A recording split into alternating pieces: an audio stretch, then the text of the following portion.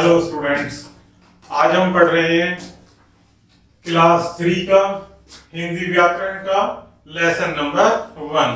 तो आइए प्यारे बच्चों शुरू करते हैं, जिसका नाम है भाषा और व्याकरण, लैंग्वेज एंड ग्रामर। तो आइए प्यारे बच्चों शुरू करते हैं लेसन नंबर 1। भाषा वह साधन है जिसके माध्यम से हम अपने मन के भावों और विचारों को बोलकर या लिखकर प्रकट करते हैं और दूसरों के विचारों को समझते हैं। अर्थात भाषा किसे कहते हैं प्यारे बच्चों? जिसके द्वारा हम अपने विचारों को, मन के भावों को बोलकर या लिखकर प्रकट करते हैं और दूसरों के विचारों को समझते हैं। संसार में अनगिनत भाषाएं बोली जाती हैं, जैसे चीनी, अंग्रेजी, रूसी, स्पेनिश, जापानीज, बर्मी, फ्रेंच, अरबी, फारसी आदि। ये अनगिनत भाषाएं हमारे संसार में बोली जाती हैं।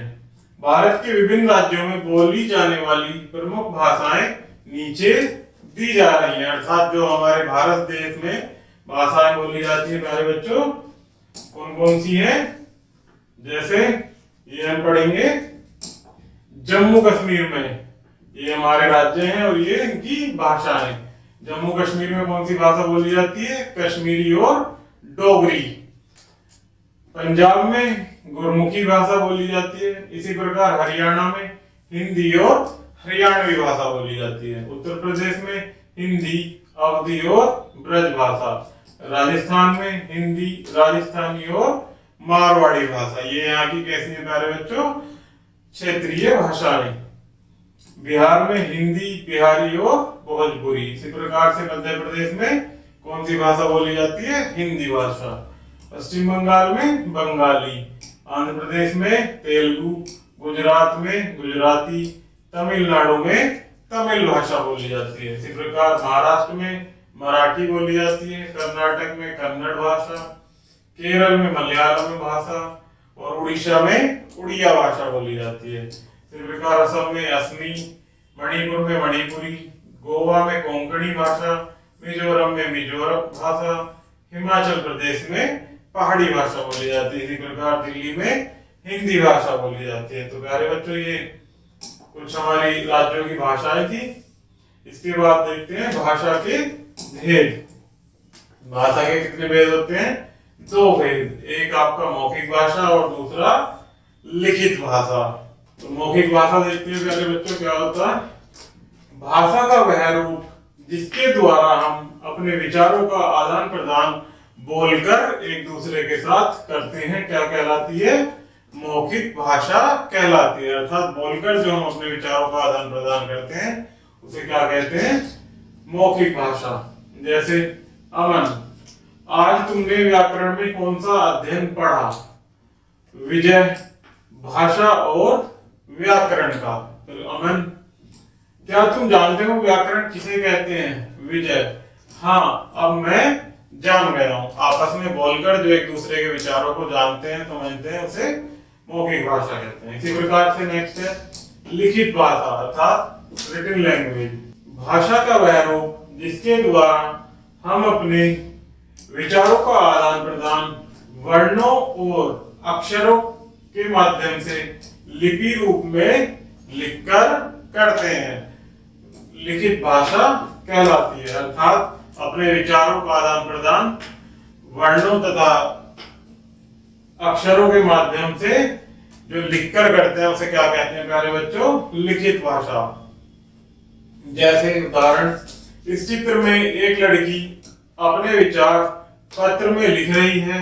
वह वर्णों को लिपि के रूप में प्रयोग कर रही है, जैसे प्रिय रजनी। ये आपका चित्र है, इसमें एक लड़की अपने विचार पत्र में लिख रही है। बहुत दिनों से तुम्हारा कोई समाचार नहीं मिला, बड़ी चिंता हो रही है। नई जगह तुम्हारा मन नहीं लग रहा होगा। घर कब आ रही हो? दिवाली पर अवश्य आना। अर्थात यह क्या है प्यारे बच्चों? यह भाषा का एक लिखित रूप है जो हम लिखकर समझते हैं और समझाते हैं। इसी प्रकार से आता है नेक्स्ट व्याकरण।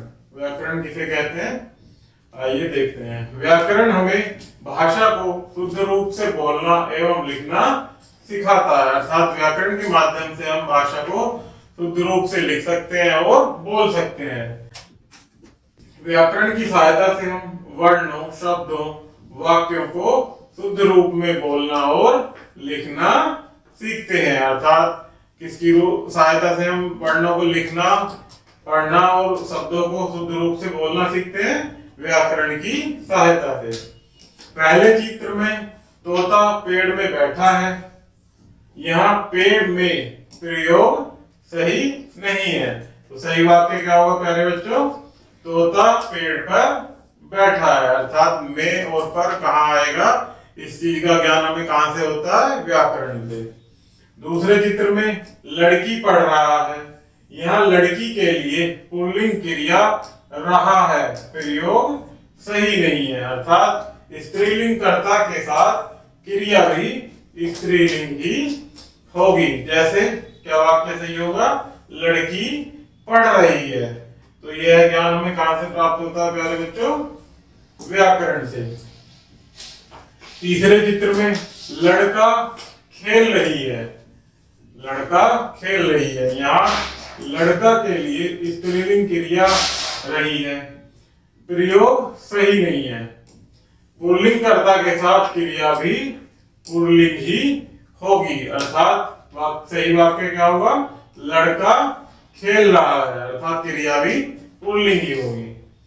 चौथे चित्र में बच्चा दौड़ रही है, यहाँ बच्चा के लिए स्त्रीलिंग क्रिया रही है, प्रयोग सही नहीं है, अर्थात पुल्लिंग कर्ता के साथ क्रिया भी पुल्लिंग ही होगी। स्त्रीलिंग करता है तो क्रिया भी स्त्रीलिंग होगी, और पुल्लिंग करता है तो क्रिया भी पुल्लिंग ही होगी, अर्थात यहाँ सही वाक्य क्या होगा बच्चों, बच्चा दौड़ रहा है, अर्थात ये क्रिया है, रहा है, तो ये पुल्लिंग क्या होगी, बच्चा दौड़ रहा है।